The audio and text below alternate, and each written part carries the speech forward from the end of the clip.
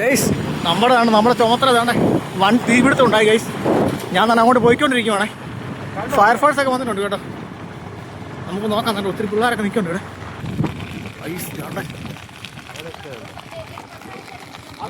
അങ്ങനെങ്ങാണ്ട് തുടങ്ങിയ തോന്നുന്നു കേട്ടോ. ഉണങ്ങി കിടക്കുമല്ലേ ഗൈസ്.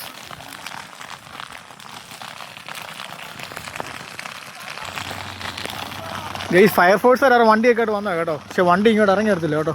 അത് കാരണം വണ്ടി അവരവിടെ ഇട്ടേക്കും. കാരണം വെള്ളമില്ല കെടുത്താൻ. ഇനി അവർ തല്ലിക്കെടുത്താൻ പോവാ കേട്ടോ ഗൈസ്. ഒരു പോലീസുകാരൻ ഒറ്റയ്ക്ക് കഷ്ടമുണ്ട് കേട്ടോ. വെള്ളക്കകത്ത് കിടന്ന് ചാടി ഇറങ്ങി അടിച്ച് കിടത്താൻ പറ്റത്തില്ല. പക്ഷെ പോകാൻ പറ്റുന്നില്ല ഗൈസ്. ഭയങ്കര കുഴിയാണ് കണ്ടോ ഗൈസ്. നമ്മുടെ മെമ്പർ എത്തിയിട്ടുണ്ട് കേട്ടോ. നാട്ടുകാരെല്ലാം കൂട്ടിയിട്ടുണ്ട്.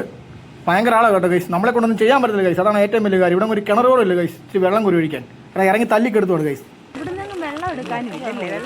ഇവിടെ ഒരു കിണർ പോലും ഇല്ലല്ലോ അതല്ലേ.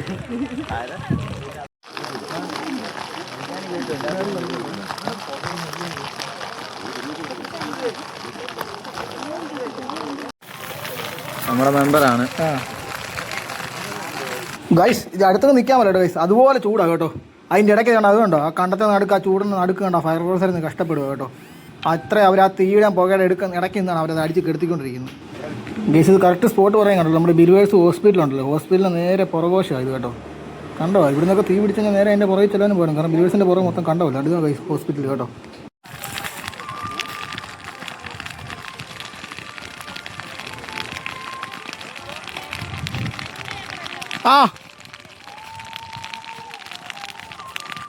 തല്ലിക്കെടുത്തു കേട്ടോ.